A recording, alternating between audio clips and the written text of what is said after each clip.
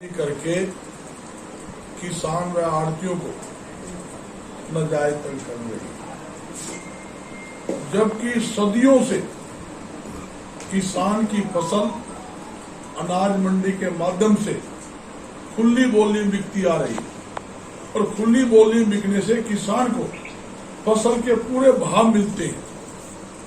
सरकार द्वारा नया फरमान ई ट्रेडिंग पर अनाज की खरीद का करना वो सरासर गलत है, जिसका देश और प्रदेश का व्यापारी, किसान, पलेदार पूरा विरोध करते हैं, जिसके विरोध के अंदर आज पूरे हरियाणा के अंदर हर मंडियों में आज बोली बंद है।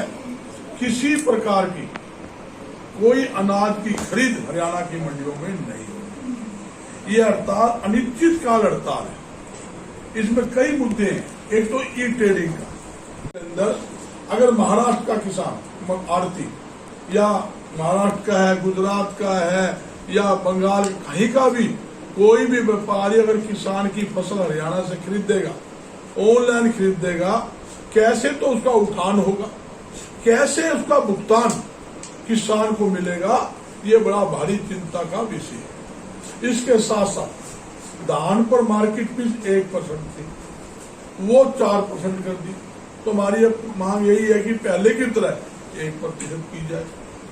जहां गेहूं की खरीद है या धान की खरीद है, 2.5% आड़त शुरू से ही काफी सालों से आड़तियों कमीशन 2.5% हमेशा मिलता रहा है। बल्कि इस महंगाई को देखते हुए कमीशन बढ़ना चाहिए, मगर सरकार क्या है, उस कमीशन में कटौती कर देती है। पीछे इन्होंने 3 रुपए 37 पैसे 50 पैसे उन्होंने वो काट लिए, गेहूं की परचेज के लाखों रुपए काट लिए। जहां हमारा कमीशन 72 घंटे के अंदर आना चाहिए था, वो कमीशन 1 साल बाद, आड़त का कमीशन साल बाद, पलेदार की मजदूरी 1 साल के बाद आई है, वो भी अनेकों बार शोर करने के बाद आई है। पलेदार तो हाथों पे पैसे लेके जाएगा, पलेदार ने शाम को ताजा कमाना, ताजा खाना, उसमें पैसे कहां से आते हैं। तो इसलिए सरकार को ऐसा कोई फैसला नहीं लेना चाहिए जो किसान, आड़ती, पलेदार, आम जनता विरोधी फैसला हो, वो नहीं लेना चाहिए। मेरी सरकार से अपील है, देश प्रदेश के किसान के हित के अंदर, आड़तियों के हित के अंदर, पलेदारों के हित के अंदर ये ई ट्रेडिंग का फैसला तुरंत प्रभाव से वापिस ले। जो मार्केट फीस जो धान पर HRDF दोनों मिलाकर 1% थी, अब 4 की है, वो 1% की जाए। और आड़तियों जो आड़त है वो पूरी की पूरी हर अनाज के ऊपर, ये नहीं कि कोई भी अनाज हो, हर अनाज के ऊपर आड़ती को आड़त मिलनी चाहिए। ये हमारी मांग है। इसके विरोध के अंदर और ये एक बात और कहता हूँ, अगर सरकार ने तुरंत जल्दी से जल्दी ये फैसला ई ट्रेडिंग का वापिस नहीं लिया, व्यापारियों की मांगे नहीं मानी, तो मैं दावे के साथ कहता हूँ पूरे हरियाणा का व्यापारी, छोटे से लेकर छोटा और बड़े से बड़ा व्यापारी, और साथ में किसान और पलेदार, हमारे मुनीम, अकाउंटेंट, CA सारे सड़कों पर सरकार के फैसले के विरोध सड़कों पे उतरेगा और जोरदार आंदोलन छेड़ेगा। और मैं दावे के साथ कहता हूँ ई ट्रेडिंग जो मामला है किसी कीमत पर लागू नहीं होने दिया जाएगा। ये पूरी तरह से किसान को बर्बाद करने वाला फैसला है, आड़ती को बर्बाद करने वाला फैसला है। एक साथी ने मेरे पूछ लिया कि आड़तियों की क्या दिक्कत है। सबसे बड़ी दिक्कत तो किसानों को है। जब किसान को फसल का पैसा ही नहीं मिलेगा, जब किसी के महाराष्ट्र वाला हिसाब से फसल खरीद लेता है, उसको कैसे भुगतान करेगा? जब तक इसका माल उठान ना हो, उसके पास जाए ना, जाने के बाद वो कहते या तो गेहूं खराब है जी, या तो गिल्ली है जी, रंग फेल हो गया जी, है मैंने कौन लेनी, तो उसका भुगतान कौन करेगा भाई? वहां से माल उल्टा हुआ है, लाखों रुपए किराया लग जाएगा और माल उल्टा ले लो।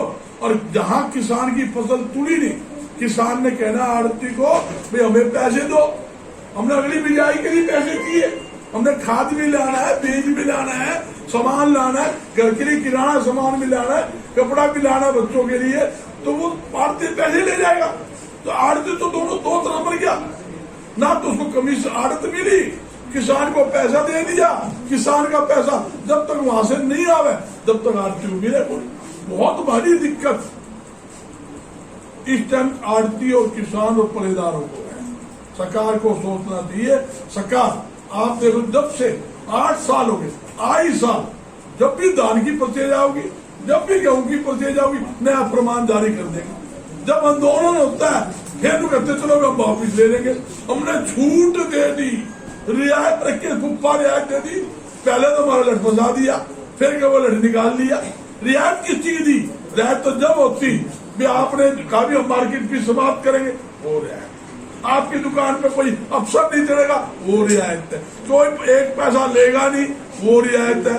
और जहां भुगतान का सवाल आवे, आड़ती के माध्यम से हम भुगतान करेंगे और आपका आड़त 2.5% समय से पहले मिलेगा। और एक मेरी सरकार से मांग हो रही है, जैसे फसल तुलती है, जैसे फसल का सरकार भुगतान करती है, उसके साथ साथ आड़तियों की आड़त और पलेदार की मजदूरी भी साथ साथ भुगतान होना चाहिए। कि हमारे भेदभाव क्यों भाई?